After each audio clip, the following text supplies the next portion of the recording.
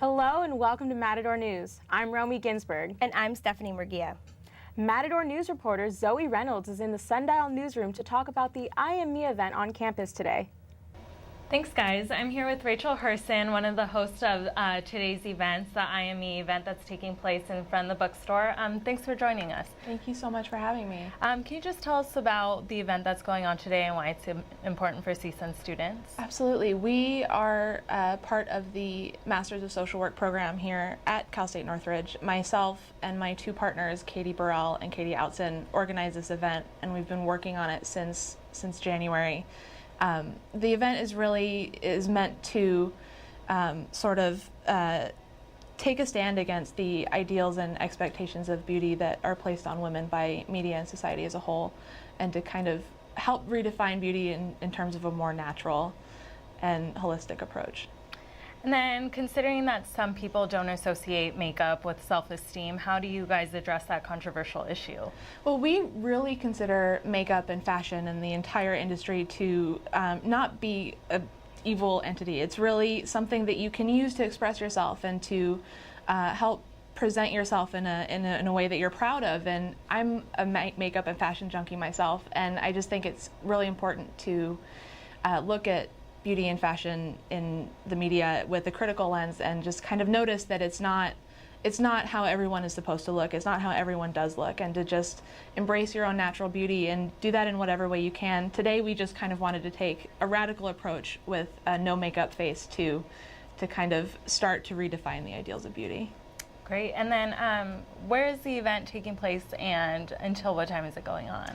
We are just outside of the bookstore in the stone courtyard area. We're at one of the stone tables, and it's going on now. Go on and stop by whenever you get a chance, May 1st from 12:30 until 4. We're going to be there all day. Great. And then you guys are also, I heard, you're supposed to discard a piece of makeup. Mm-hmm. Where exactly is that going, or what are you guys doing with it? We initially wanted to maybe find a way to donate it, but most organizations don't accept used makeup, so we're going to try to recycle it or just discard it, throw it away if we can. Great. Well, thank you so much for your time. I really appreciate it. Thank you so much for having me. And now back to you guys in the studio. 8 schools and multiple roads remain closed due to a brush fire near Rancho Cucamonga. The fire started yesterday morning, threatening nearby homes. The flames are located north of the 210 freeway and north of Etiwanda. Howling winds and high temperatures made it impossible for aircrafts to control the flames. The fire has devoured more than 1,000 acres and is currently 10% contained. More than 1,500 homes were temporarily evacuated. The cause of the fire is under investigation, and hundreds of personnel are still fighting the blazing flames. 2 inmates are dead and 3 are missing after an explosion in a Florida jail yesterday. Sheriff David Morgan says the missing inmates could be dead or may have escaped following the chaos caused by the blast at Pensacola Jail.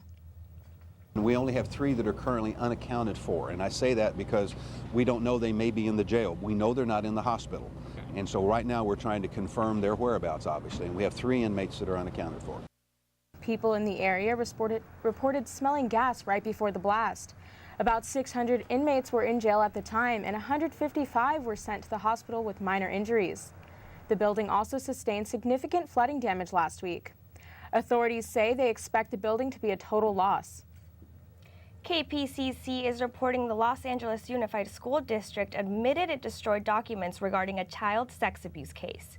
A representative for the district says the documents were destroyed sometime in 2008.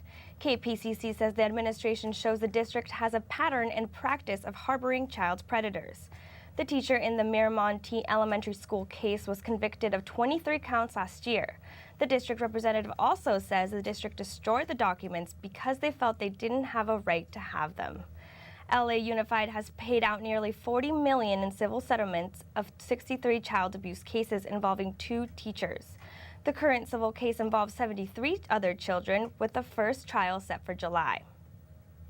The NBA Owners Finance Committee is meeting today via conference call to discuss the next step in removing Donald Sterling as the owner of the LA Clippers.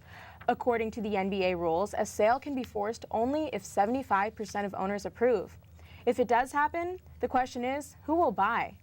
Oprah, Magic Johnson, and Whoopi Goldberg have shown interest in buying. Retired boxer Oscar De La Hoya says he is the best candidate. the Clippers need a face. They need a face, and what better face than my face, who is a fighter who has been in that ring, who has fought for his life, who has fought for those world championship titles. The only thing that is for sure is that the team will come at a hefty price. The Feminist Majority Foundation is moving their annual awards event from the Beverly Hills Hotel because the hotel's owner, the Sultan of Brunei, imposed the harsh penal code on his country. The Sultan announced Wednesday that the country would enforce new laws and introduce punishment of stoning to death for gay men, lesbian women, and women who have abortions. Foundation President Eleanor Smeal refuses to have the event at the hotel, whose owner would institute a penal code that fundamentally violates women's and human rights. The Feminist Majority event will instead be held at the Hammer Museum on Monday night, and the foundation will conduct a protest outside Beverly Hills Hotel on May 5th. Thousands of people are marching for worker rights and immigrant justice this morning around the world. In Havana, Cuba, thousands are marching in support of the government's request for greater economic efficiency. In Ukraine, thousands are also protesting in hopes of government reform.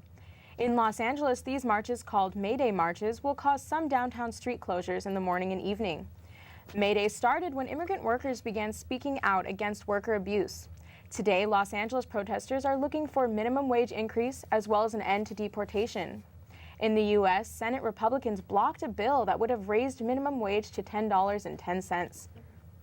39 people have been killed on the East Coast after being struck by a multi-day tornado outbreak that turned into deadly flooding. Many residents along the coast from Alabama to Florida are trapped in the flooded roads and in their homes. Florida Governor Rick Scott says crews have rescued over 300 people and that the National Guard is on their way. Scott has declared a state of emergency and warned residents to expect more rain and flooding. Heavy rain has caused significant landslides in the busy Baltimore neighborhood. Thousands of homes are still without power where tornadoes tore through homes and businesses. Students, get ready for some more heat. Today, we've still got some of those strong winds. Like earlier on in the week, we're going to see winds up to 20 miles per hour. The rest of the school week will also be in the 90s with some more wind. This weekend, it will cool down a little and we will see some weather in the mid-80s. With the high temperatures, there is a red flag warning in effect until 8 this evening. And now we go to Shanade Garcia for the latest in health. Thank you, Stephanie. The ultraviolet lamps used to dry nail polish have been linked to skin cancer, and now researchers are warning too much time under these lamps could be dangerous. After testing 17 different lamps in nail salons, researchers calculated it would take between 8 to 208 visits, depending on the machine, to damage skin cells. Georgia Regiment University researchers Dr. Lindsay Shipp says patients should take precaution if they go to the salon several times a month. A Food and Drug Administration warning about acetaminophen has been missed by many physicians, pharmacists, and patients. The agency saw fit Monday to remind doctors to stop writing prescriptions and pharmacists to stop giving prescriptions containing more than 325 milligrams of the drug. Acetaminophen has been linked to acute liver failure.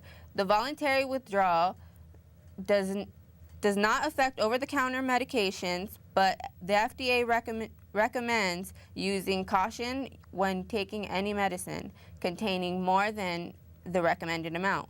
Extra-strength over-the-counter acetaminophen includes Benadryl, Excedrin, NyQuil, Robitussin, Theraflu, and Vicks.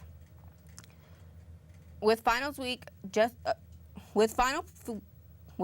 weeks fast approaching, we go live to the newsroom with Matador News reporter Jeanette Orallo, who tells us more on coping with the stresses of exams. Thank you, Shanade. CSUN students have a lot of resources available to help manage stress during finals. Director Susan Krikorian says the Living Well Lounge on campus is just one of the many places students can go for support. In this room we have a massage chair that's really nice and a great way to help relieve stress. We have a biofeedback machine. We have some educational pamphlets that we have, and then we have a nice couch that students definitely utilize to take some short naps, especially during finals week. Stress and sleep are actually the top 2 academic impediments that our CSUN students are facing. So basically, what does that mean? It means stress is the #1 thing that impacts the student's ability to succeed in the classroom, and sleep is the #2. My stress level is fairly high. It's hard to manage work, social life, and all the finals coming up, but I think with our organization and planning ahead, should be okay. Experts also suggest exercise and a healthy diet during times of stress. So get plenty of rest and use campus resources as finals will begin next week. And now we go to Alex Corey with the latest on business. Thanks, Jeanette.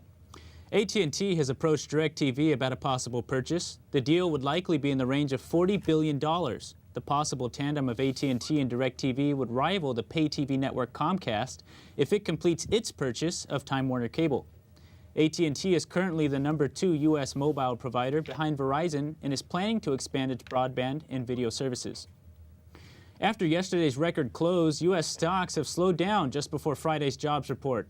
Trading is quiet as many European markets are closed for May Day. Investors are awaiting the release of the Labor Department's monthly employment report. The report is expected to reflect that the U.S. economy added 215,000 jobs in April. Unemployment is expected to dip to 6.6%. Now let's go to Shanade Garcia with the latest on the Lakers. Los Angeles Lakers are in need of a new coach after Mike D'Antoni's resignation earlier this week. He resigned after less than 2 seasons on the job. D'Antoni was the Lakers' 4th head coach in less than 3 years.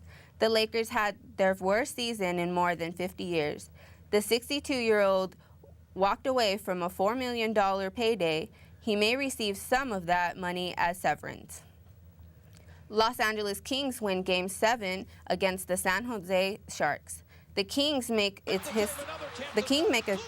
history comeback from their games down with a 5-1 victory. Jonathan Quick made 39 saves and Anze Kopitar scored a tie-breaking goal in the second period. The Kings became the 4th NHL team to win best of the 7 series after losing the first 3 games. Their comeback moves them to the second round with the first freeway playoff against the Anaheim Ducks. And now we go to Alex Corey with the latest in technology. Thanks, Sinead. The popular picture and video sharing service Snapchat has announced some new features, including texting and video calls, but with a discreet approach. Conversations through text will erase once the conversation ends, but it lets you save important information like addresses. Snapchat's video feature is meant to feel unplanned, unlike Skype or Google Hangout. Users simply hold down a button to open video, and when they let go, the video disappears. Social media behemoth Facebook is trying to give users more privacy. Facebook CEO Mark Zuckerberg says the company's new features will allow anonymous logins for apps.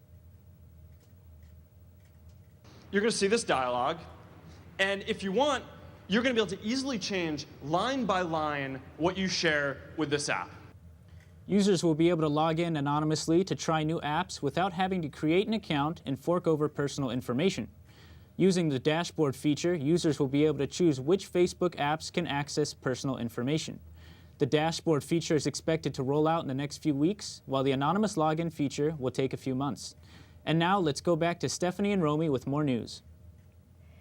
3 artificially bred baby pandas in China are getting to see the world outside for the first time, at least for a little bit. The 3 adorable 9-month-old sisters became more active than ever before. They got to climb trees, eat bamboo, walk around, and like any other baby, they were not happy about going back inside. The pandas reside at the Provincial Rare Wildlife Rescue and Research Center in the capital of Northwest China's province.